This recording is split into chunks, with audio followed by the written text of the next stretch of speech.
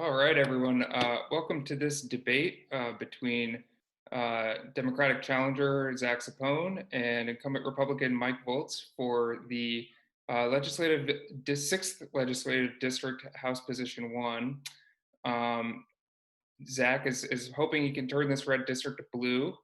And as Chief Deputy Spokane County Treasurer for the last decade, Volz offers himself to voters as a cautious steward of the state budget. Zappone, a former teacher, has run a campaign focused on improving education, protecting workers, and increasing access to healthcare. The two are fighting to represent a geographically diverse district that includes part of Spokane South Hill, Cheney, and Medical Lake. Without further ado, let's get started. Representative Volz won the coin toss and will answer the first question. But first, I guess I'll turn it to Zack for a brief opening statement. Thank you for having us. Thank you for being here, Representative Volz. My name is Zack Zappone. I'm a teacher born and raised here in the 6th District and running to be your state representative. As a teacher, I saw a lot of needs in our community and believe that everyone should have a fair shot. To me, that's good schools, good jobs, and good healthcare.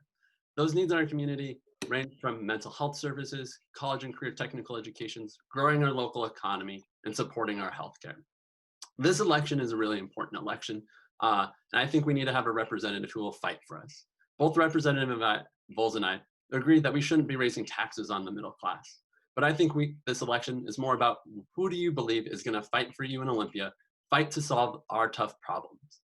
I'm a teacher. I've been in the classroom. I've been in your community, and I know the needs of struggling to figure out what your child's education, protecting your loved ones, and making sure that they have the healthcare.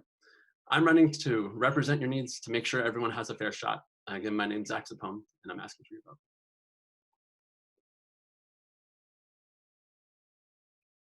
All right, Representative Volz. Thank you. I'm Mike Volz. I've been the 6th District representative for the last 4 years and seeking my third term. I have been born and raised in Eastern Washington, moved to Spokane in about 1974, and it's been my home pretty much since then. I'm married for 31 years, a little over 31 years. My wife's a school teacher, and we have 3 children. All 3 are products of public schools. So I think we're facing a challenging time with the COVID, with the economy, with the state budget. We're $4.5 to $5 billion in the hole.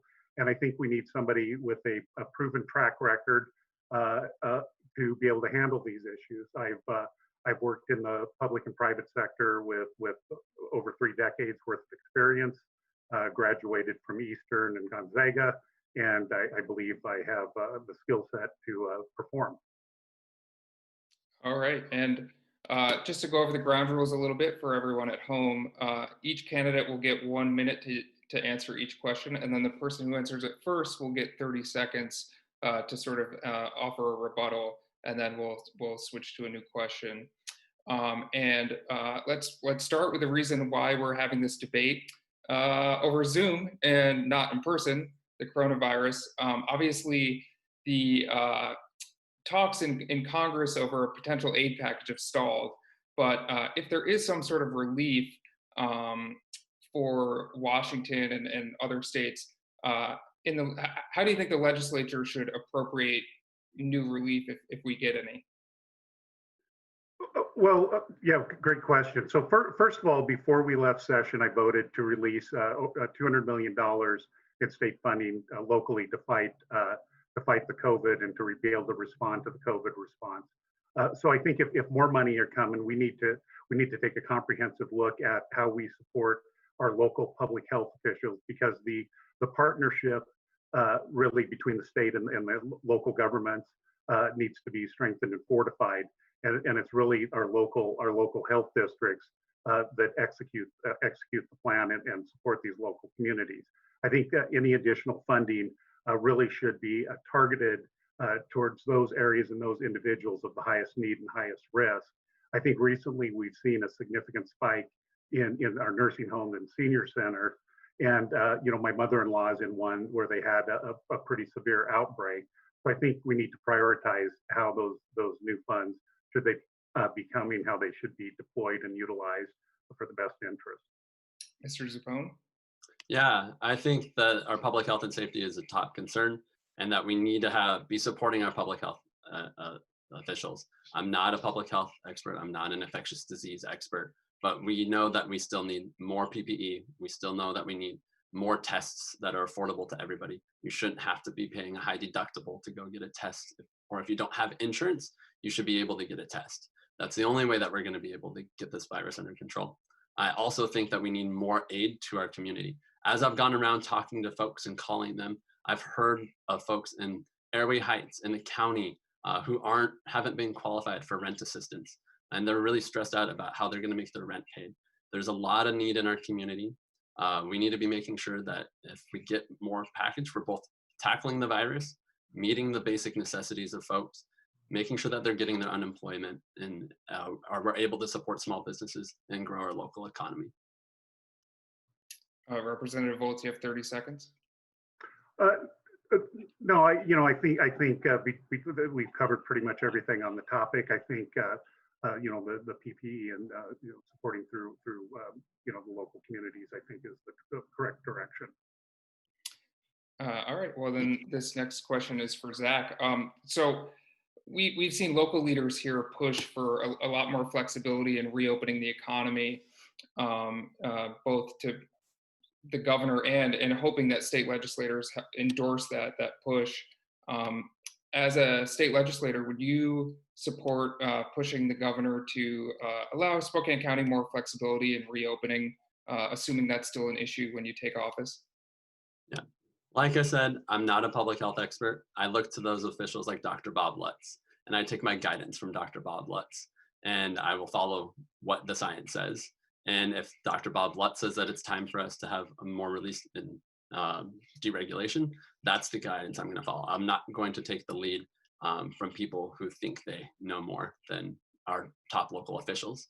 But I do think that means that it's really important that we need to support those small businesses, like I was saying, that are struggling to get through, that we're making sure that we're supporting our schools so students are learning, both students with disabilities, students that don't have access to internet, and those who need to be pushed and challenged. There's a lot of people that need more support, and our state government needs to step up to make sure that we're getting that support to the small businesses, to our students, to our families, and that's my duty and what I will do. Representative Volz? Yeah, I do think that local control, more local control is needed, and it doesn't have to be a political decision. Dr. Lutz is a local health officer, and he works closely with the health board, which is a bipartisan group from multiple jurisdictions, which represent the interest of the citizens and the taxpayers. I know many of them personally and have had conversations with a number of them. And I think the best thing we can do is find a safe way to allow businesses to be able to open safely and employ people, generate revenue, and kind of get their feet back on the ground. It's concerning the number of businesses that are closing and the long-term damage that's being caused to our economy. So I think we need to find a prudent and responsible, balanced approach to the response, where we can balance the economic and societal needs with the public health needs under the guidance of our local officials. Mr. Zappone, 30 seconds. Yeah, I think we are in agree about having that local officials have that decision and following their lead. I know that Dr. Bob Lutz has been an advocate for masks in our district, and concerned that Representative Volz has not been an advocate for wearing masks here. And that's I would follow his lead and follow his public officials. Well, with that, I guess Representative Volz, do you support the statewide mask mandate, and would you continue to support it through the pandemic? I wear a mask. We require our people to work at masks. I know people have mixed views on whether they need to wear a mask, and I think that there should be a certain level of personal responsibility on whether people wear masks or not. I also believe that private businesses can turn people away who aren't wearing masks, and that should be part of the discussion. I take it very seriously. I think in a recent interview, I talked about the seriousness of masks. I would recommend people wearing masks, as I have risk profile. That I understand my risks, and like I said, I wear my masks. I had a long conversation with my doctor about the do's and don'ts of mask wearing, and nothing's infallible or perfect. And so I do support the idea as far as a mandate. I think that personal responsibility has to weigh in this somewhere. Mr. Zappone? Yeah, I think personal responsibility is a great thing, and that we should be asking people to wear masks and encouraging them. And I applaud Representative Volz for doing that. But at some point, that also puts our public health and safety at a risk. If people are choosing not to, that is putting more people at risk and is holding our economy from recovering and businesses from reopening. And so again, I follow the advice of Dr. Bob Lutz, and that says that we need masks, and I support his decision. The CDC guidelines say we need masks, and so we need to have representatives that also stand up for that. And that's the only way that we can get this virus under control and that we're able to reopen our economy. Mr. Volz, 30 seconds. And just to be clear, there's sort of a difference between personally supporting mask usage and having it be the state's role to enforce mask usage. I mean, do you think it is the state's role to enforce it here? Well, actually, that responsibility would fall to the county sheriffs, and I think they across the state have rejected the idea that they would be, and this was quite early on, that they were going out and arresting people for not wearing masks. So I think they've responded. They're the ones responsible for doing that, and the mandate was there and the guidance was there.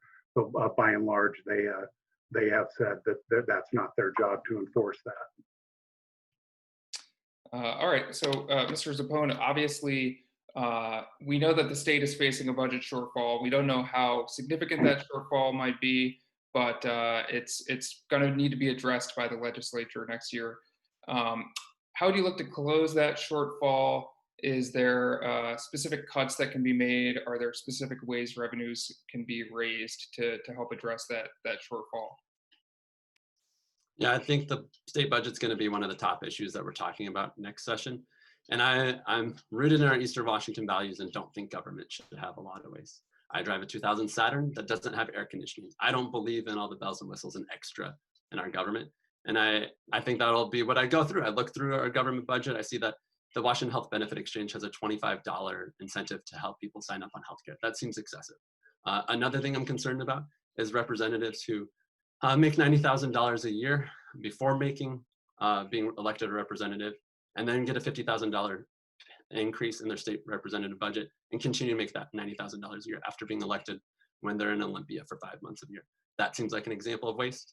I'm looking at how do we protect our vulnerable populations? How do we make sure that seniors get their care at home? How do students get their education? And how do we make sure that we raise that revenue from the Seattle super rich to make sure that they pay their fair share? Representative? Yeah, we're facing a $4.5 billion, $5 billion hole in the budget right now, and I don't know if the loss of Boeing has been fully calculated into that number. So we have a big problem in the state budget, and the push is going to be to raise revenue. My opponent's already said that he supports, for example, a $13 billion record property tax increase that I voted against, and that he doesn't believe. He said in a previous forum that he doesn't believe in cutting the budget and criticized me for suggesting that. But the bottom line is we have two ways of filling that hole. Either the state government has to tighten its belt, reprioritize how it's spending money, make sure the money is spent effectively, or raise taxes. So there's only two ways about it. And the citizens of the 6th District in Spokane County have clearly voiced their objection to the tax and spend policies coming out of the West Side. 30 seconds, Mr. Zappone. Yeah, I unequivocally do not support taxes on the middle class and working class families. When it comes to waste, I did not hear Representative Volz suggest one area that he would cut. That's because it's a tough budget and he knows that. I would be very curious to know if he would be willing to look at his own salary as a deputy county treasurer when he's in Olympia, and if that should be equal. Folks are going to be hurting here. I want to represent the 6th District, and that means taxes on the Seattle super rich. The people that make millions of dollars a year, not the people in the 6th District. Representative, since you brought it up, actually, Boeing has enjoyed tax incentives that were created essentially to incentivize its production here, and with all signs pointing to them departing the state now. The governor said he wants to take a look at those incentives. Do you support sort of analyzing those again and reconsidering tax incentives for Boeing? Yeah, absolutely. First of all, the B&O tax for those incentives is a horrible tax. That's why we're down to I think 4 or 5 states that still have the B&O tax, which is a tax on gross receipts and not income. And so I think those incentives, if you look at the economic consequences of our state policy, I mean, that's a direct loss should they leave about $1 billion, I think $1 billion+ that potentially could be lost. Then you look at the other businesses that generate revenue, employ people from that. I read a report from I think 2004 Washington State DOR estimates that our sales tax policy results in a $3 billion economic loss to border counties. So I do believe that our entirety of our tax policy needs to be revisited and reformed drastically. So I do think we need to take a good hard look at that. Mr. Zappone? Yeah, I also think we need to be looking at tax incentives that are benefiting corporations, Seattle super rich, and not helping our vulnerable populations, our students learning, growing our local workforce. I'm representing the 6th district. That's who I want to represent. I don't want to represent Boeing and Microsoft and Amazon. I have not taken contributions from them, unlike my opponent. I want to grow our local workforce. I want to create career-connected pathways and jobs, support the Wazoo medical facility here in campus. I want to help kids get an education where they can go off and be whoever they want and grow up to have the jobs where they can live in Spokane and they don't have to move to Seattle and Portland and San Francisco. But we need to be growing that local economy. Tax incentives to these corporations does not seem to benefit us here in Eastern Washington. And that's who I want to represent and fight for in Olympia. And I'm willing to stand up to those large corporations. Mr. Volz, response? Yeah. Those tax incentives don't single out Boeing or any particular company. They're across the board or for a category within the B&O tax structure. So there are plenty of businesses in Spokane County in the 6th district that benefit from those tax incentives, and it helps our local community and helps them employ people in our community and giving them good prosperous jobs. And when those pack up and leave, it's going to be increasingly challenging for these good living wage jobs. Well, and speaking of taxes, Initiative 976 has been struck down by the courts, but there are calls to follow the will of the voters and have the legislature really adopt something to enact $30 car tabs. What would you do in the legislature? And this question goes to Mr. Zappone. Would you support legislative action to essentially codify the $30 car tabs? Yes, I believe following the will of the voters. That is my job as a representative. They expressed it at the ballot box, and that's what I would do as your representative, would be to fight for that legislation and looking at different ways that we can make a fair tax code that works for everybody. We know that people here in Eastern Washington are disproportionately impacted by our upside down tax code. I want to redo that tax code. Representative Volz says no new taxes, and that locks in our current tax code. And that already is disproportionately impacting us here in Eastern Washington. I want to bring in new ideas and changes to the legislature that's going to help us here in Eastern Washington grow our local economy and grow our workforce and provide relief to folks. I don't think we should, a progressive capital gains tax that is over people making $50,000 a year does not impact a lot of people here in Eastern Washington and can provide property tax relief for everyone else here and support our schools. That's the kind of changes I want to make. Representative Volz seems to be more concerned about protecting those people in Eastern Washington or Western Washington, the Seattle super rich, and not us here. Representative? Oh, where to start? That's completely inaccurate. I've been calling for comprehensive tax reform even before I got elected. The whole tax system needs to be restructured. The challenging part is when we talk about these taxes, it's always a new tax. For example, my opponent just mentioned he would support a capital gains tax, even though that's been rejected. Carbon taxes have been rejected. Income tax has been rejected again and again by the voters of the 6th district. And yet he's going to support it. He also said he would support the $13 billion property tax increase, which is really hammering our working families in the middle class. I get those calls all the time from concerned citizens about why their taxes are going up. So I think a comprehensive reform of our tax system. I'm the only CPA in the legislature last time I checked, and I've had the skill set in working with public policy and these tax laws for decades in the treasurer's office and at Spokane Transit. Mr. Zappone, 30 seconds. And you've been there for 4 years, Representative Volz, and nothing's changed. So I'm not sure what. I think I'm going to go and make some changes. When it comes to the property taxes that Representative Volz is talking about funding our schools, that was the state Supreme Court mandate that Representative Volz voted against fully funding our basic education. And in that bill, it would actually have reduced the property taxes here for the median Spokane family by $20 and increase our school funding by $45 million. I don't know why he would vote against something that would lower our local property taxes, bring money to our schools, and support our community. Well, I'm sure that everyone loves our talk about taxes, but let's switch gears a little bit. Obviously, one of the things that the legislature is probably going to have to tackle in the coming session is proposals for police reform. There are numerous proposals, from banning chokeholds to adjusting the decertification process for police officers who use force inappropriately. Are there specific proposals that have been floated out there, Mr. Volz, that you endorse? Yeah, actually, I was on a conference call a month and a half ago or something like that with the police chiefs, and they're bringing forth a package of reforms that they're recommending. I know other groups who are going to be working on the issue also. I do think that that one issue that has been pushed forward by our county sheriff that I'm working with on is a Integrity First bill, which I think was first introduced in 2013 or 2015, and in conversations with him about rebooting that and seeing what changes need to be made to that to bring that forward to increase maybe the oversight and accountability of local law enforcement. So that's one that I will be interested in moving forward on, and then of course the variety of other options that will be brought forward, I'm sure.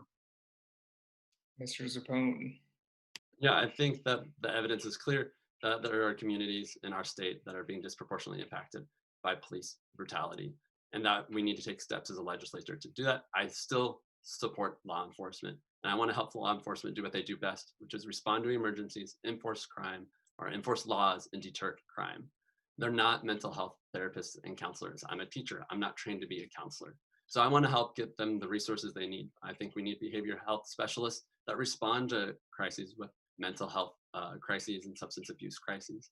I think we need to have de-escalation training. We need to have implicit bias training, and we need to have invest in a diversion center for mental health crises instead of sending people to jail, which is going to save taxpayers money. I'm worried Representative Volz has voted against Initiative 940, which went against the will of the people. People here in the 6th district voted for it, which would increase, in 2018, increase de-escalation training, mental health services of police. That's the solutions we want here in the 6th district. And Representative Volz went against the will of the people to vote against that initiative in the legislature.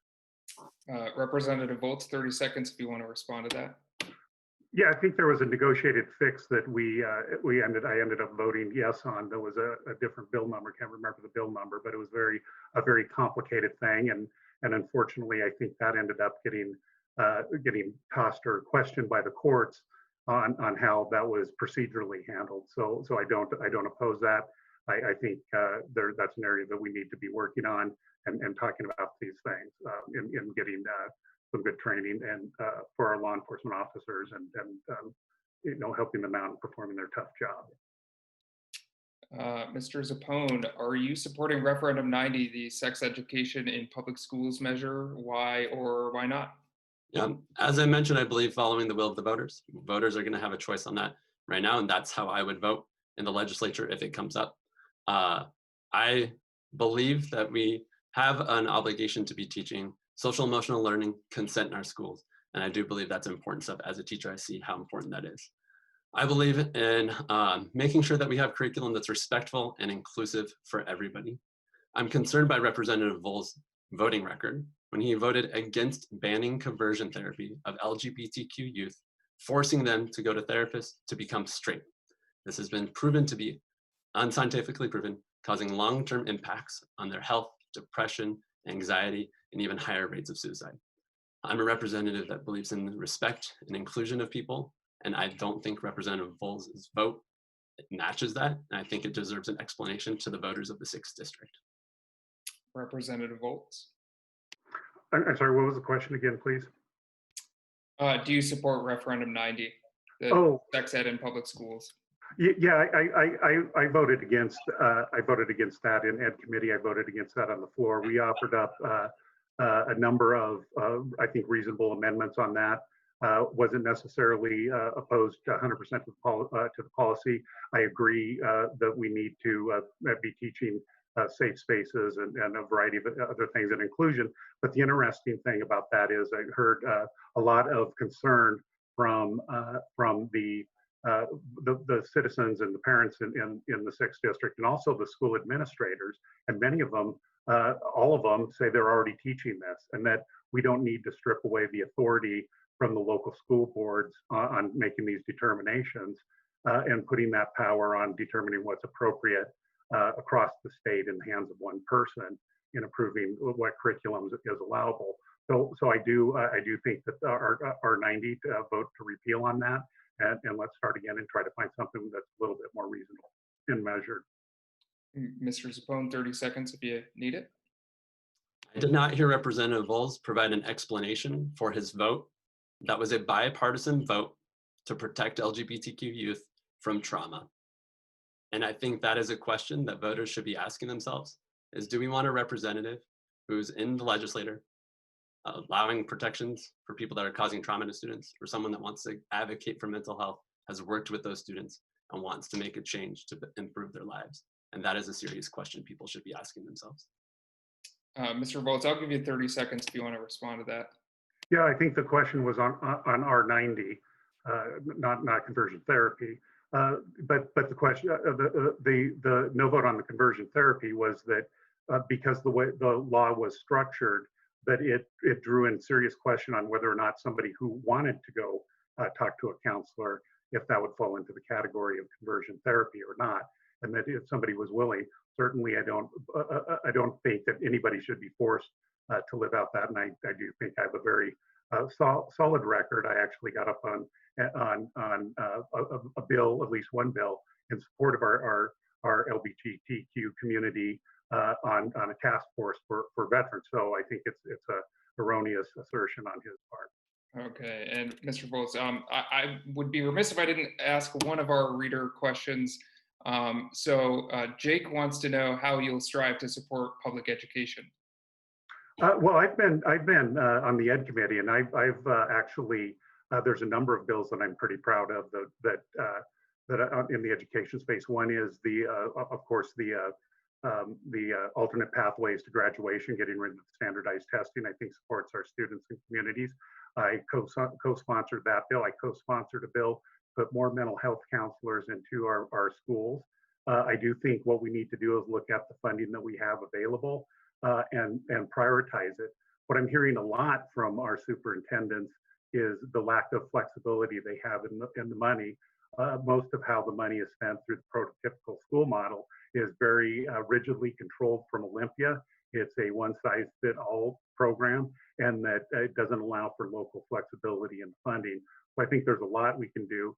The last piece that I also supported was and sponsored a bill on was local assistance to our low-income schools, which I think is a vital piece in helping those students and districts and so that need the money the most. Mr. Zappone, 1 minute. Yeah. What I didn't hear Representative Volz talk about was his other record of not actually showing up to support our schools when we needed him there in the legislature, which is fully funding our basic education. Our schools would be worse off today without it. He didn't show up to vote to waive ASB fees for low-income kids so they can participate in sports and have a fair shot for everybody else. That gets them out of trouble and helps support our community. He didn't show up to support childcare for teen parents so that they can get an education and contribute to our economy. And again, his reason for voting against conversion therapy was because somebody might want it. This was a bill for LGBTQ youth under the age of 18. He voted against it. So Representative Volz has an example of not supporting our kids. I'm a teacher. I'm going to support our schools. It's my top priority. I've spent days, 12-hour days at schools supporting our kids. I continue to talk about kids about their pathways to education, higher education, jobs, and opportunity. That's the thing I'm passionate about and the thing that I think we need in a representative. Representative, 30 seconds. Yeah, I think I have voted yes on a lot of those things, either in committee or on the floor, on some of the things. The ASB fees was really a West Side issue where they're charging $1,400, where we're charging 25 on this side of the state. So I think I've been a pretty solid supporter of the K-12 education. I just don't believe that it should be mandated from the west side of the state. And we'll end with this question, Mr. Zappone. What makes you a better candidate than your opponent, and why should voters select you? You can go to my website and see Mr. Volz's voting record. I have it listed there with the links to the legislator. I think Representative Volz has just shown us that he's out of touch with our Eastern Washington values and the experiences of students here. He doesn't think that ASB fees is a problem for some students. He doesn't think that supporting our schools is a top priority. He seems to be more concerned about keeping the budget as is and making cuts. He didn't even offer up giving up a cut in his own salary while he's working at the legislature when taxpayers are paying him. I think I'm a representative who actually shows up to people and listens to them. Representative Volz, I've heard many complaints about people that have reached out to you, shown up to Olympia, and not talked with you. I believe in talking to all people, even when you disagree with them. I hear that at the doors. I hear that in people. I know the struggles of our community. I have solutions. I've researched these things. I've worked towards it. I work incredibly hard to go above and beyond. And that's what I want to do in Olympia, is to take your needs, solve the problems, and we'll continue to have a conversation with you about that. Representative? Yeah, I think in the recent endorsement from the Spokesman-Review, where they, I think one of the things they attributed me with is being a common sense lawmaker with a proven record of working across the aisle. So I certainly bring that to it. I bring decades worth of public and private sector experience. A taxpayer in Spokane County kids in K-12 education. My wife's a school teacher. And so I'm absolutely committed. We just have a different approach and perspective on that. And I do respect the will of the people. And then the bottom line is the will of the people rejected the McCleary funding model for K-12 education. And I do believe that we can do better on how we allocate those funds and utilize those funds. So I think there's a lot of work, and I think I have the experience and the background certainly to perform those duties. Okay, and I'm not going to give a rebuttal because we want it to be even. So with that, I think we'll wrap things up. And thank you everybody for watching. And please vote, return your ballots. You don't have any excuse. So thank you everyone for tuning in. Thank you. Thank you.